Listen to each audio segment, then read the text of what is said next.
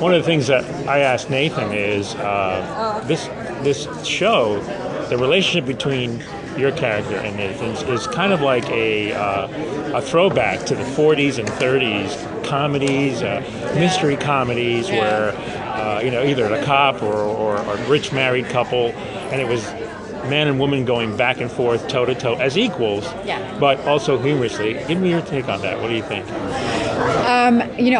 When we first started the show, I asked Andrew Marlowe, I said, what's going to be the tone of this piece? And he said, why don't you take a look at the Thin Man series? Do you know the Thin Man series? Okay, Myrna Loy and William Powell. Amazing chemistry between those two. And then he said, also take a look at Adam's Rib. Then he said, take a look at Philadelphia Story. So I was looking at these fabulous old films that had that wonderful banter, that kind of quick talk. And what was it? They said, I remember reading something about a quality of woman that had developed in the 40s that was called the Hawksian Dame. I think it was Howard Hawks had developed this kind of girl who was as sexy, as smart, and as capable as any of the guys that she was working opposite. And it's so bloody hot, like to have that kind of swordplay between a guy and a girl. I mean, I love it. So to have that comparison come from you, I actually appreciate it and think that's an honor. Now, can you talk about the difficulties of playing the straight woman? Because I think in a lot of ways you have the harder job, even though it's the more, and people don't realize how difficult that is. Yeah.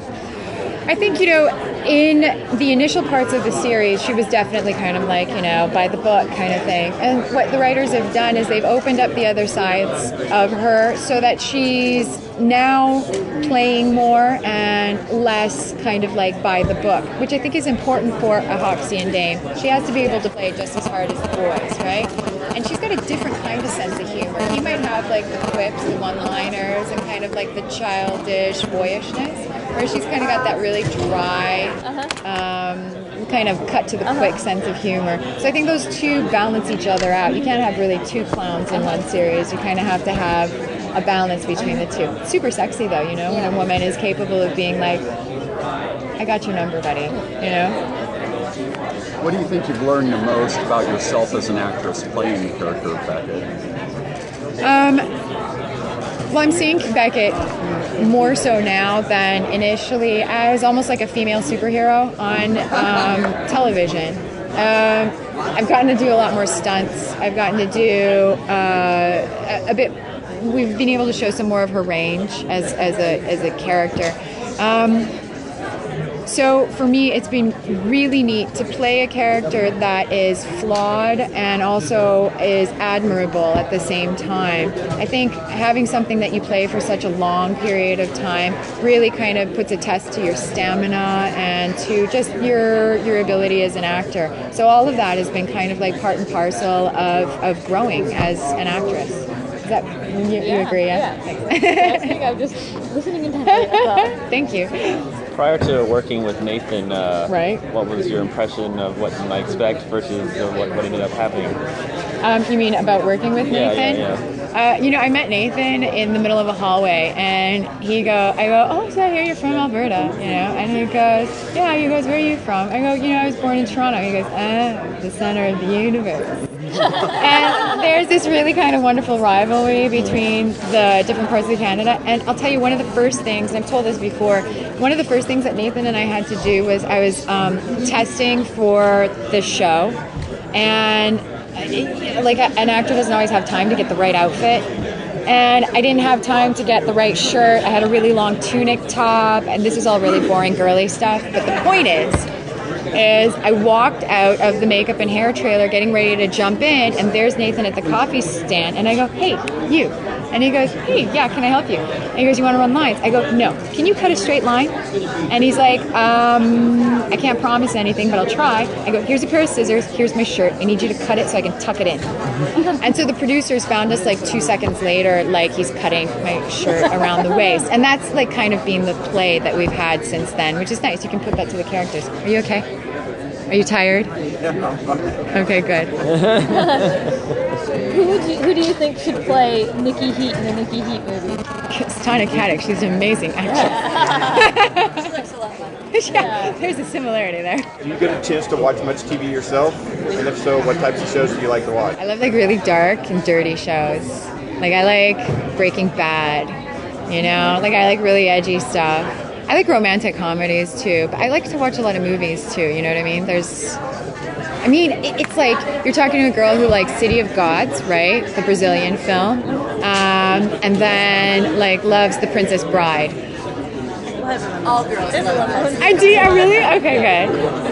I love it so much. It's so bad. Yeah.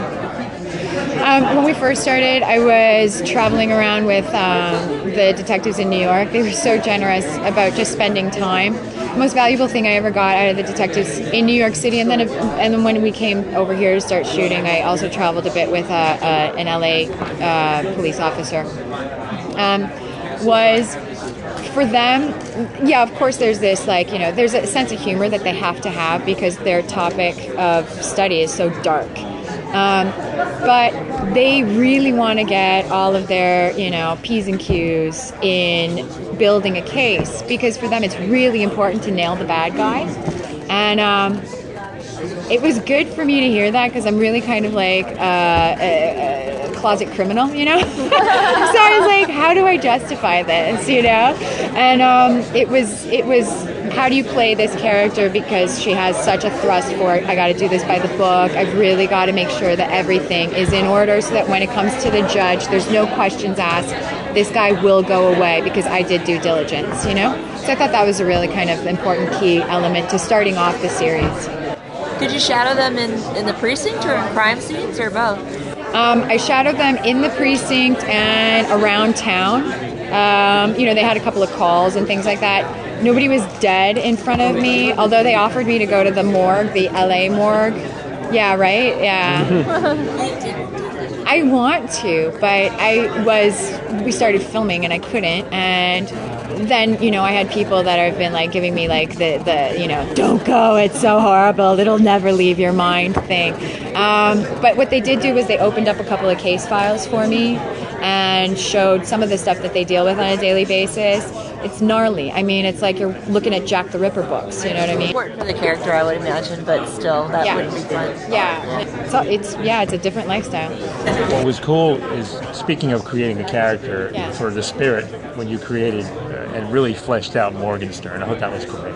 Yeah, you see, I loved playing Morgenstern. She was so like quirky and goofy, and there's this character in Eisner's Old Spirit.